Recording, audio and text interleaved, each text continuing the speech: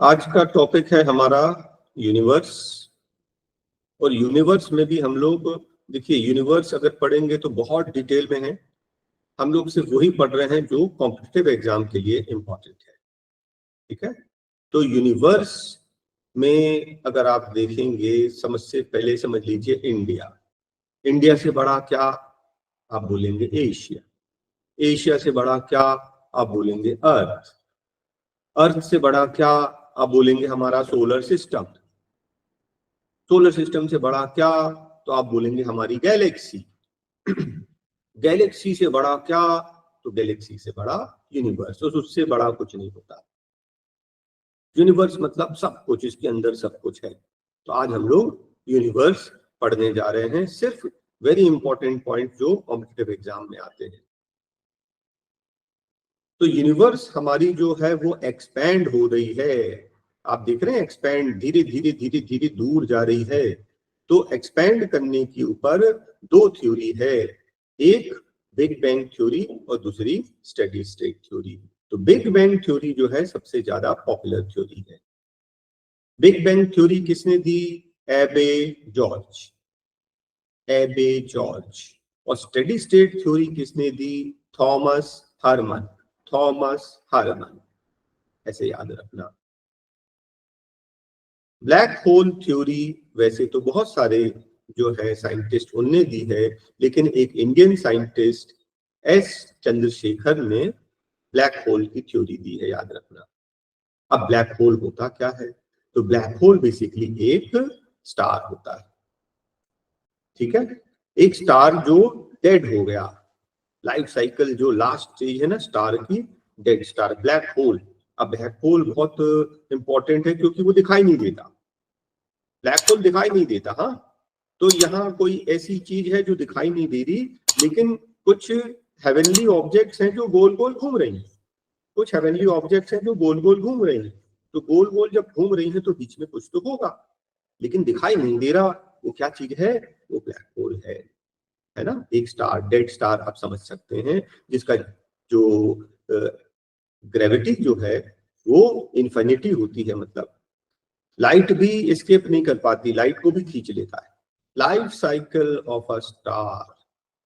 तो आपको मालूम है स्टार, जैसे हम लोग पैदा होते हैं, बर्थ, फिर हम बड़े होते हैं, अडल्टहुड, फिर यूथहुड, फिर हम लोग मेच्योर हो जाते हैं, फिर हम लोग ओल्ड होते हैं, फिर बाद में डेड हो जाते हैं। उसी तरह से स्टार की भी लाइफ साइकिल होती है। स्टार बर्थ होता है किससे? जो जो अदर गैलेक्सी यूनिवर्स में जो हमारे हाइड्रोजन और हीलियम है उसके क्लाउड्स इकट्ठा होते हैं।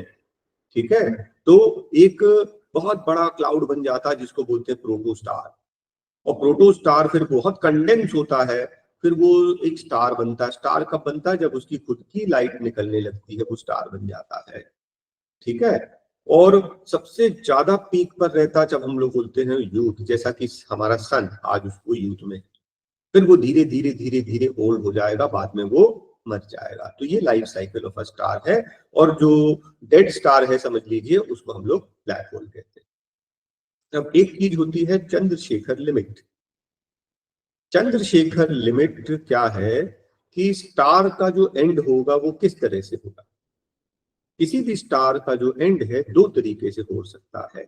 स्टार अगर हमारे सन से उसका मास ज्यादा है, ठीक है, तो वो एक्सपेंड होता जाएगा और एक्सप्लोड हो जाएगा, उसको बोलते हैं सुपरनोवा। सुपरनोवा। ठीक है, अगर किसी स्टार का मास हमारे सन के मास से ज्यादा है तो ऐसा होगा। और अगर किसी स्टार का मास हमारे सन के मास से कम है तो वो उसका आउटर लेयर एस्केप हो जाएगा और वो फिर कंडेंस होने लगेगा, वो बन जाएगा न्यूट्रॉन स्टार। ठीक है, तो वो लिमिट जो है जिससे ज्यादा या कम होने पर स्टार की जो है एंड डिपेंड करती है, वो लिमिट किसने दिया था? चंद्रशेखर जी ने। इसको बोलते हैं Chandrashekhar limit. Group of stars is called Galaxy. बहुत सारे टाइप की गैलेक्सी होती है। ठीक है, इलिप्टिकल गैलेक्सी भी होती है, स्पाइरल गैलेक्सी भी होती है और बड़े इरेगुलर टाइप की गैलेक्सीज भी होती हैं। और हमारी जो गैलेक्सी है वो ये है स्पाइरल गैलेक्सी। हमारी गैलेक्सी स्पाइरल गैलेक्सी है।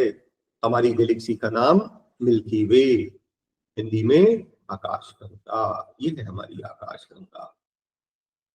और इस आकाशगंगा के सेंटर में सन नहीं है, समझ रहे हैं? ये जो आकाशगंगा है हमारी, जो आकाशगंगा इलिप्टिकल ऐसी जो है, इसके सेंटर में नहीं, एक कोने पर, एक जगह पर सन है हमारा, सेंटर में नहीं।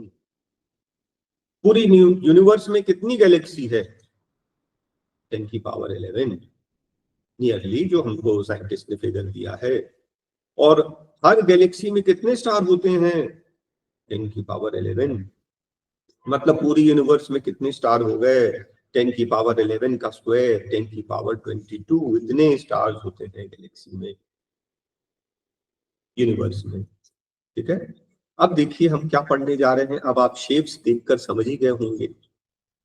ये है ओरियन द हंटर, ये है बिग डिपर, जिसको हम लोग सप्तऋषि कहते हैं, है ना। और भी रिकॉग्नाइजेबल शेप्स हैं यहाँ पर, आप देख रहे हैं। क्या पढ़ने जा रहे हैं हम लोग? कॉन्स्टलेशन। तो कॉन्स्टलेशंस क्या होते हैं? कॉन्स्टलेशंस जो ब्यूटीफुल पैटर्न, जो अपने मन से कुछ पैटर्न बन जाते हैं ना, कुछ रिकॉग्नाइजेबल शेप्स, उसको हम लोग बोलते हैं कॉन्स्टलेशंस। तो सबसे बड़ा कॉन्स्टलेशन हाइड्रा, सबसे छोटा कॉन्स्टलेशन क्रक्स। ठीक है, सप्तऋषि के बारे में तो मैंने आपको बता ही दिया। पोल स्टार कैसे ढूंढते हैं? ध्रुव तारा। तो जो सप्तऋषि है, देखो सप्तऋषि नाम क्यों पड़ा? 7 ऋषि हैं, है ना। नंबरिंग करेंगे ना, 1 2 3 4 5 6 7 स्टार है ना। ये 4 यहाँ है, 4 5 6 और ये टोटल 7 स्टार्स। इन 7 स्टार समझ लीजिए 7 ऋषि हैं, इससे नाम पड़ा सप्तऋषि। अलग अलग मौसम में अलग अलग डायरेक्शन में दिखाई देता है ना। विंटर समर ऑटम सब जगह अलग अलग दिखाई देता है। लेकिन आपको अगर पोल स्टार ढूंढना है तो ये जो लास्ट के 2 स्टार हैं, इस स्टार के सीध में जो सबसे ब्राइट चमकता तारा दिखेगा वो है ध्रुव तारा। किसी भी मौसम में आखिरी के 2 स्टार के डायरेक्शन में देखेंगे तो जो सबसे चमकता हुआ तारा है वो है ध्रुव तारा, पोल स्टार। पल्सर क्या है? पल्सर एक न्यूट्रॉन स्टार है जो लगातार रेडिएशंस निकाल रहा है, पल्सेस निकाल रहा है, पल्सेस निकल रही है, इसलिए उसको अपन पल्सर कहते हैं। ब्राइटेस्ट स्टार साइरस, जिसे डॉग स्टार भी कहा जाता है। हमारा नियरेस्ट स्टार कौन सा है? सन, है ना। हमारे सबसे करीब का जो स्टार क्या है? सन। सन भी तो एक स्टार है, लेकिन सन को छोड़ के कोई दूसरा स्टार जो सबसे करीब है वो है प्रॉक्सिमा सेंचुरी। प्रॉक्सिमा सेंचुरी कितने दूर है हमसे? 4.24 लाइट ईयर्स। अब ये लाइट ईयर्स क्या होता है, डिस्टेंस वाला कंसेप्ट भी मैं आपको समझा दूं। सबसे पहले समझ लीजिए 1 एस्ट्रोनॉमिकल यूनिट। एस्ट्रोनॉमी में साइंटिस्ट ने क्या किया, बहुत बड़ा यूनिट चाहिए, है ना। तो सन और अर्थ के बीच का जो डिस्टेंस है, सन से अर्थ के बीच का जो डिस्टेंस है, उसको उन्होंने बोल दिया कि इसको हम लोग एक यूनिट मानेंगे, दिस इज एस्ट्रोनॉमिकल यूनिट। वो क्या होता है? लगभग 1.5, याद रखना, लगभग 1.5 10 की पावर 11 मीटर एस्ट्रोनॉमिकल यूनिट। ठीक है, ये लाइट ईयर से छोटा होता है, लाइट ईयर और बड़ा होता है। तो लाइट ईयर क्या होता है? Distance covered by light in 1 year. आपको पता होगा लाइट की स्पीड कितनी है? 3 इंटू 10 की पावर 5 किलोमीटर। अगर मीटर में करोगे ना तो 3 into 10 to power of 8 metre पर सेकेंड, एक सेकेंड में। इंटू 60 करोगे 1 मिनट में, इंटू 60 करोगे तो 1 घंटे में, इंटू 24 करोगे तो 1 दिन में, इंटू 365 करोगे तो 1 साल में। 1 ईयर में जितना डिस्टेंस कवर करता है उसको बोलते हैं हम 1 लाइट ईयर। 1 लाइट ईयर लगभग 9.5 10 की पावर 15, ये लगभग 1.5, ये लगभग 9.5, ये 10 की पावर 11, ये 10 की पावर 15। ऐसा समझ लीजिए लाइट ईयर, एक लाइट ईयर जो है 63,000 एस्ट्रोनॉमिकल यूनिट्स है ना। तो 1 लाइट ईयर से भी 4.24 टाइम्स ज्यादा है ये प्रॉक्सिमा सेंचुरी।